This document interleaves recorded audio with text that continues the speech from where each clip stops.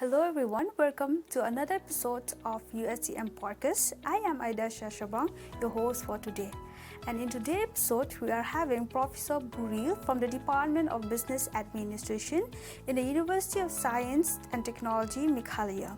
And in this episode, Professor Buril will help us to explore about the concept of boundaryless career.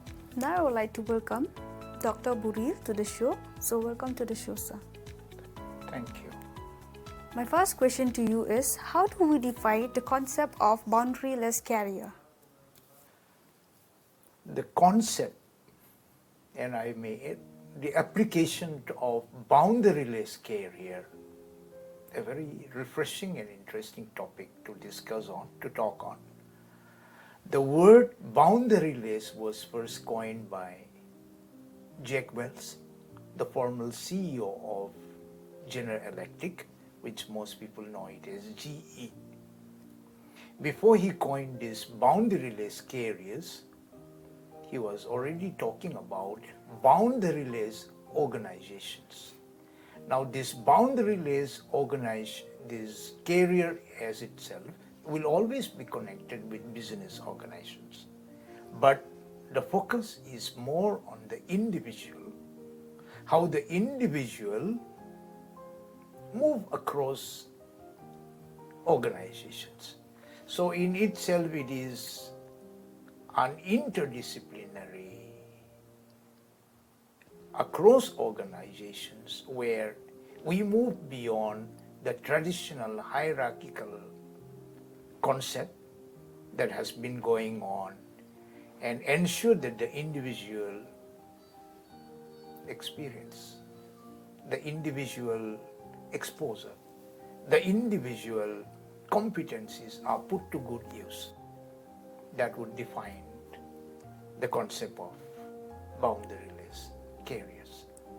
Thank you, sir, for the answer. And now I would like to ask, who are the people who have contributed into the concept and application of boundaryless career? Special people who have hugely contributed to the concept and application of the boundaryless careers, four people comes to mind.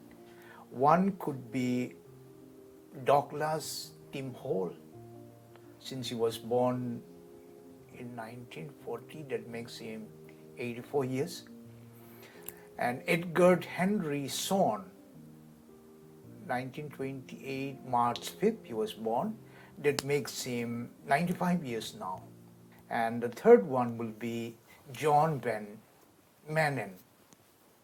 John Van Manen is 1943 born, so that makes him 81 years. And Lottie Bailin, born on 17 July 1930, another 94 years old. Now, which means all their life, these professors have done very in-depth analysis on this concept and application. And these are people who know how the business organization works. All of them strongly agree together, universally, that this concept and application of boundaryless careers is applicable to everyone. One.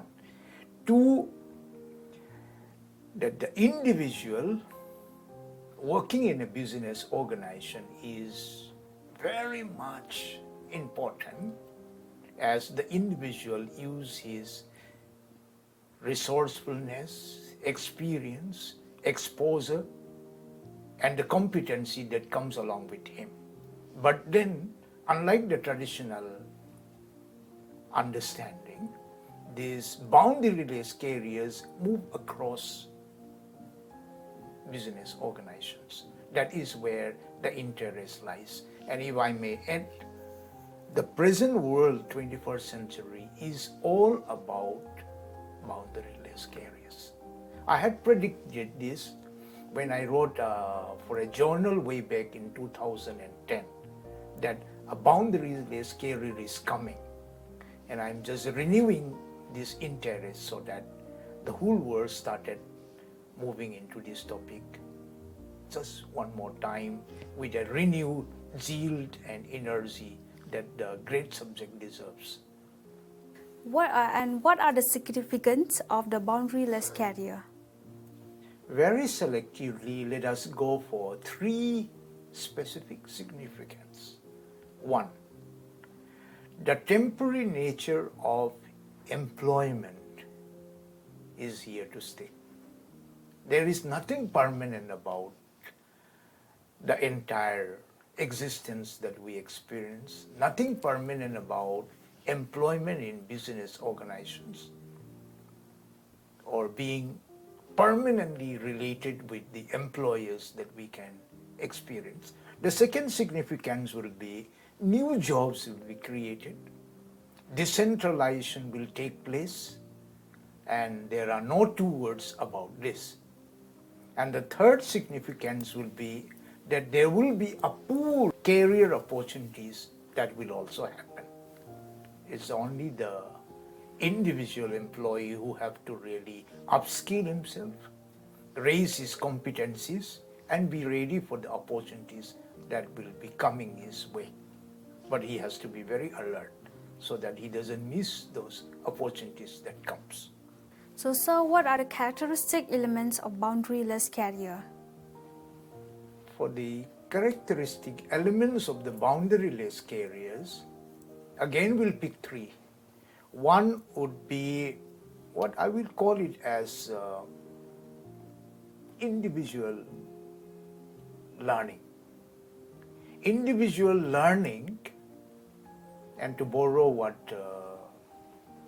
Alvin Toffler, the American futurist, said, the learning has also to be blended with the unlearning, and the unlearning with the relearning. This will be very important. Each individual employee have to speed up their learning capabilities. The more, the better.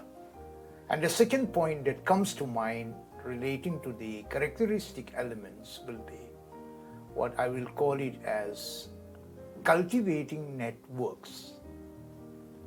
It is true to say that the 21st century is about networking and collaboration.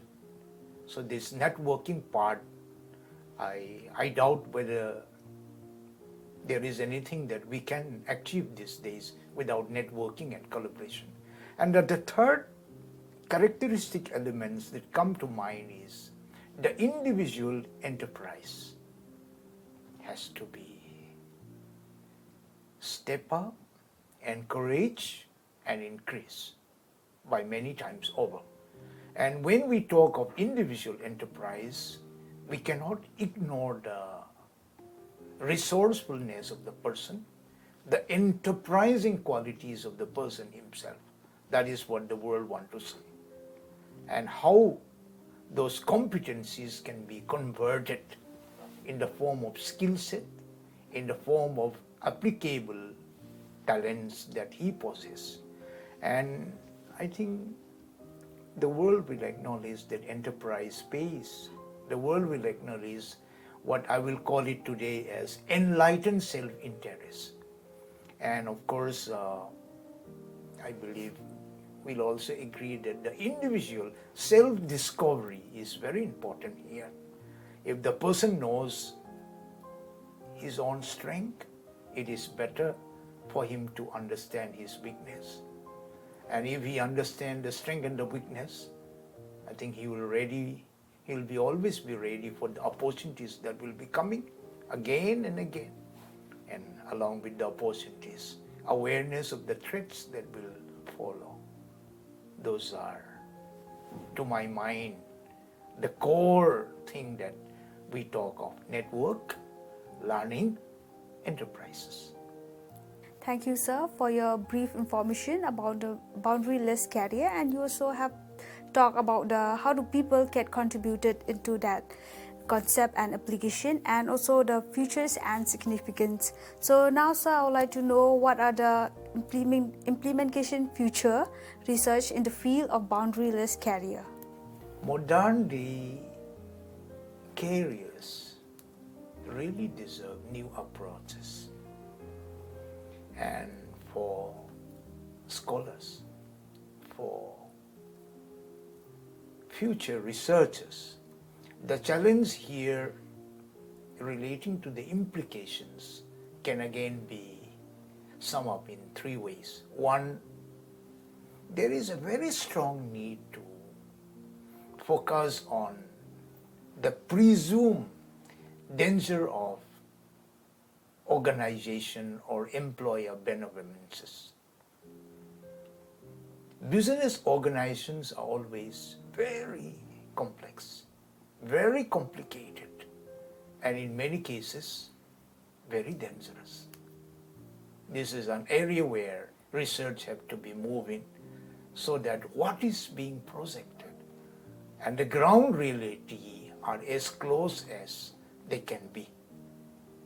And second one would be, there is a very strong need to build up a very sound and healthy individual image and reputation within the organization itself.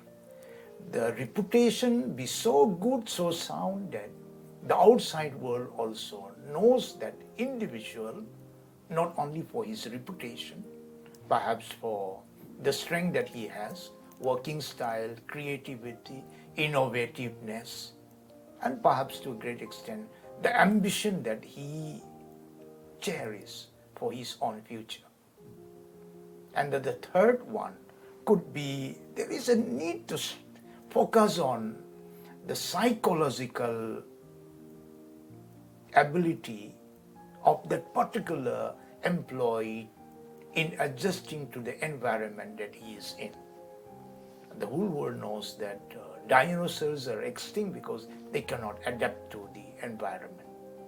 And the corollary to that is that the cockroach have survived all these centuries because they can adopt to new environments. I believe at this point I will see that how can we learn so much from the cockroach and less from the dinosaurs. So it has been a very interesting interaction, sir, where all the answer we get to explore that concept about boundaryless career. So how do we conclude this boundaryless career, sir? It's quite encouraging and interesting to conclude this concept and application of boundaryless careers. One, I will go back to the very essence of this definition again, one more time. Boundaryless careers involve career paths through a sequences of job opportunities that go beyond the boundaries of a single employment setting.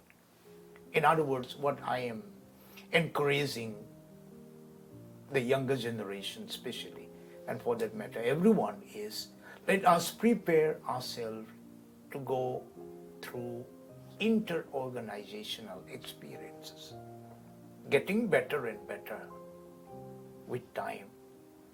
And what comes to mind is that this may involve changes in our geographics, industry, occupational contexts, and the organizations that we are attached to. And the third thing comes to mind is that the skills and the experience and the competencies that we talk so much has to come out in a far more visible forms. Theories are okay, but the practice is what is required. Concepts are beautiful, but the application is where the real challenge lies. It's not all about knowledge, but how we convert knowledge into practice. And practice it in such a visible manner where it really comes useful. If I'm a professor of human resources management, I have to operate in a strategic manner where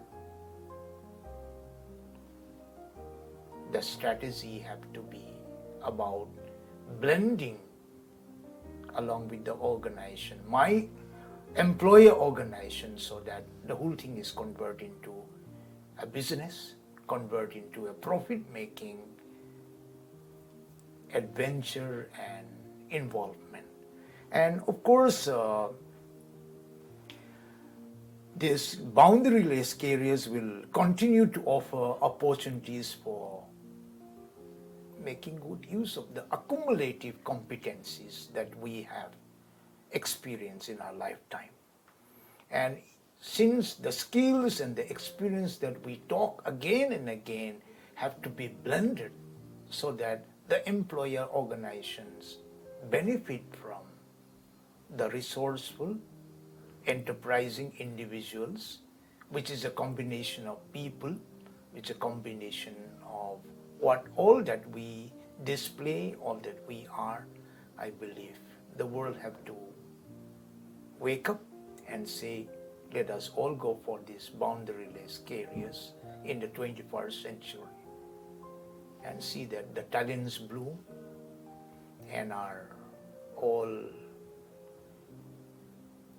thinking practices blossom, and who else benefit? The individual benefits it, and the organizations that employs that individual really benefit 1,000 times more.